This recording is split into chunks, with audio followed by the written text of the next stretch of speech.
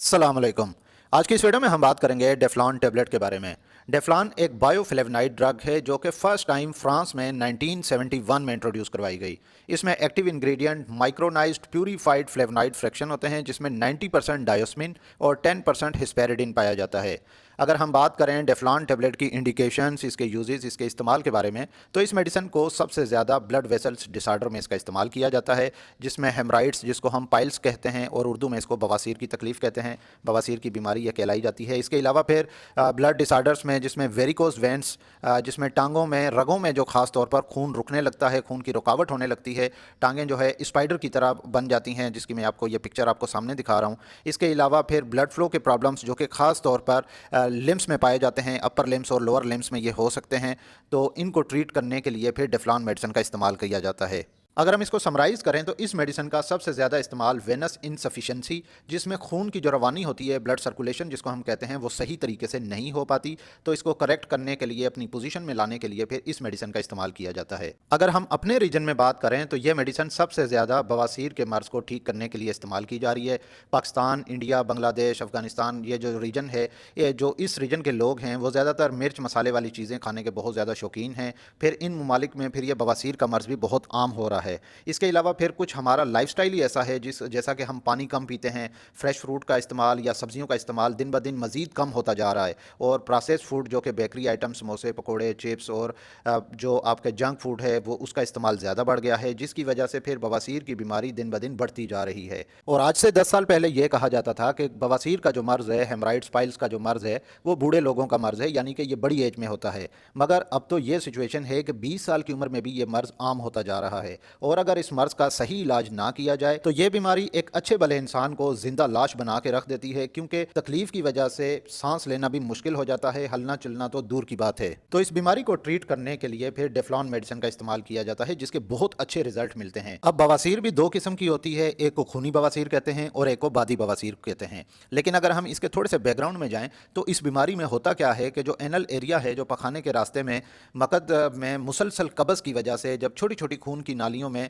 बहुत ज़्यादा प्रेशर पड़ने लगता है तो ये खून की नालियाँ डैमेज होने लगती हैं, जिससे पखाने की जगह जो है वो सूजन हो जाती है, दर्द बहुत ज़्यादा होता है, प्रेशर बहुत ज़्यादा पड़ता है, और कभी कभार यही खून की नालियाँ बहुत ज़्यादा प्रेशर होने की वजह से डैमेज होने लगती हैं, जिसमें से ब्लड आने लगता है, और यही खून आने वाली तकलीफ़ को फिर खूनी बवासीर कहते हैं। बस ऐसे समझ लें कि बवासीर की तकलीफ़ में जब खून आए साथ तो उसको खूनी बवासीर कहते हैं, जब खून नहीं आता तब ये बादी बवासीर कहलाती है। लेकिन ये बात जहन में रख लें कि बवासीर की दोनों अक़साम में शदीद किस्म की कब्ज़ होती है, मकद के मुंह पे बहुत ज़्यादा जलन और ख़ारिश होती रहती है। शदीद तकलीफ़ में तो फिर पानी लगने से भी ऐसे लगता है जब पानी लगाएं कि जैसे किसी ने छुरी या चाकू से स्किन को काट दिया हो, क्योंकि ये तकलीफ़ इतनी ज़्यादा होती है और ये तकलीफ़ नाकाबिले बर्दाश्त होती है। अक्सर अफराद का फिर पेट फूला फूला भी रहता है, पेट में गैस पैदा होने लगती है, फिर भूख नहीं लगती, चिड़चिड़ापन बहुत ज़्यादा होता है। खूनी बवासीर में फिर खून बार बार आने से खून की कमी होती जाती है। तो बवासीर चाहे खूनी हो या बादी हो, दोनों अक़साम में फिर डेफ्लॉन मेडिसिन का इस्तेमाल किया जाता है, और यह मेडिसिन बहुत अच्छे रिजल्ट देती है। इसके अलावा फिर जिन अफराद में मौके भी बन जाते हैं, मौक़ों की सूरत में भी फिर यह मेडिसिन बहुत फ़ायदेमंद है। बस एक बात यह जहन में रख लें कि अगर सिर्फ एनल फिशर हो, जिसमें जो एनल एरिया है उसमें चीरे पड़ जाते हैं, कट्स लग जाते हैं, तो ये मेडिसिन बिल्कुल भी वैसे रिज़ल्ट नहीं देगी जैसे आप सोच रहे हैं। हाँ, अगर एनल फिशर के साथ या आपकी बवासीर के साथ एनल फिशर भी है, फिर ये अच्छे रिजल्ट्स दे सकती है। सिर्फ एनल फिशर में आपको रिजल्ट्स नहीं मिलेंगे, क्योंकि एनल फिशर की जो बीमारी है वो डिफरेंट वेज में, डिफरेंट अप्रोच के साथ उसको ट्रीट किया जाता है। अगर हम बात करें डेफ्लॉन टैबलेट के डोजेज के बारे में, तो सबसे पहले हम इसकी स्ट्रेंथ देख लेते हैं। इस मेडिसिन की जो एक टैबलेट में स्ट्रेंथ होती है वो 500 mg होती है, और अगर हम अक्यूट हेमराइड अटैक में देखें तो फिर इसका डोज थोड़ा सा मुख्तलिफ है। जैसा कि अगर किसी को शदीद तकलीफ़ हुई है और ब्लीडिंग भी हो रही है और अक्यूट में, यानी कि अभी करंटली वो तकलीफ़ चल रही है, तो फिर आपको 6 टैबलेट दिन में लेनी होती हैं। 3 टैबलेट मॉर्निंग में लेनी होती हैं और 3 टैबलेट शाम में लेनी होती हैं। फिर इसका जो डोज़ है, 3 टैबलेट मॉर्निंग में, 3 टैबलेट इवनिंग में, ये 4 डेज़ के लिए, यानी 4 दिन आपने कंटिन्यू रखना है इसको। उसके बाद फिर आपने 4 टैबलेट्स लेनी है, यानी कि 2 मॉर्निंग में और 2 इवनिंग में, 2 सुबह के वक्त लेनी होंगी और 2 शाम के वक्त, जो कि 3 दिन के लिए लेनी होंगी।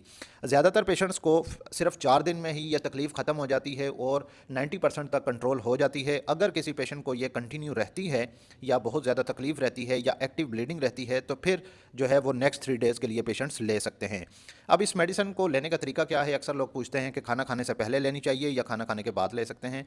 तो इसमें ऐसा कोई हर्ज नहीं है, खाना खाने से पहले भी ले सकते हैं, खाना खाने के बाद भी। अगर ये टैबलेट खाली पेट लेने से घबराहट होती है तो फिर इसका सबसे बेहतरीन तरीका यही है कि खाना खाने के 10-15 मिनट के बाद फिर आप ये मेडिसिन ले सकते हैं और 1 गिलास पानी के साथ आप ले सकते हैं। और कोशिश करें कि पानी का आपने इस्तेमाल ज़्यादा से ज़्यादा करना है, 8 से 10 गिलास आपने पानी लाजमी पीने हैं। अगर हम बात करें कि डेफ्लॉन टैबलेट का इस्तेमाल किन कंडीशंस में नहीं किया जाता, यानी किन पेशेंट्स के लिए ये कंट्राइंडिकेटेड है, तो ऐसे पेशेंट्स जिनको किडनी स्टोन हो, गुर्दे में पथरी हो, गुर्दे की तकालीफ हो, उन पेशेंट्स में ये एडवाइस नहीं की जाती वो, और बहुत एहतियात से इसको इस्तेमाल करवाया जाता है। इसके अलावा फिर अगर अक्यूट डायरिया हो, यानी कि लूज़ मोशन चल रहे हों, तो फिर भी इस मेडिसिन को उस दौरानिए में इस्तेमाल नहीं करना चाहिए। इसके अलावा अगर हम ख़ास तौर पे बात करें प्रेगनेंसी में, तो प्रेगनेंसी में इस मेडिसिन को नहीं दिया जाता, इसको अवॉइड किया जाता है। और जो कॉन्स्टिपेशन है या इसके अलावा फिर हेमराइड्स पाइल्स की तकालीफ हैं, वो फिर डिफरेंट वेज़ में प्रेगनेंसी के दौरान इस्तेमाल किया जाता है, क्योंकि इसकी कोई ऐसी साइंटिफिक एविडेंस बेस्ड अभी तक ऐसी रिपोर्ट नहीं मिली, लेकिन फिर भी इसको अवॉइड करना चाहिए प्रेगनेंसी के दौरान। अगर हम बात करें डेफ्लॉन मेडिसिन के साइड इफ़ेक्ट्स के बारे में, तो डेफ्लॉन मेडिसिन के इस्तेमाल से कुछ पेशेंट्स में हेडेक यानी कि सर में दर्द रहने की शिकायत हो सकती है। फिर कुछ पेशेंट्स में मसल क्रैम्प्स पड़ सकते हैं, बॉडी में पेन रह सकता है। इसके अलावा फिर कुछ पेशेंट्स में स्टमक प्रॉब्लम होने के इशू हो सकते हैं, जैसा कि मैदे में दर्द हो सकता है, मैदे में जलन हो सकती है। और ये बहुत कॉमन साइंस हैं, जो है साइड इफ़ेक्ट्स हैं, ये हर पेशेंट को नहीं होते। 1000 में से किसी 2-4 पेशेंट को ये साइड इफ़ेक्ट का सामना करना पड़ सकता है। उम्मीद है कि ये वीडियो आपको अच्छी लगी होगी। इस वीडियो को लाइक कर दीजिएगा, और अगर आप मज़ीद ऐसी हेल्थ से रिलेटेड मेडिकल इन्फॉर्मेटिव वीडियोस देखना चाहते हैं तो मेरे इस यूट्यूब चैनल मेडी हेल्थ इंटरप्राइजेज़ को सब्सक्राइब कर लें, और साथ ही बेल आइकन का बटन भी ऑन कर लें, ताकि हर नए आने वाली वीडियो का नोटिफिकेशन आपको मिल सके। तो मिलते हैं नेक्स्ट वीडियो में, तब तक के लिए अल्लाह हाफिज़।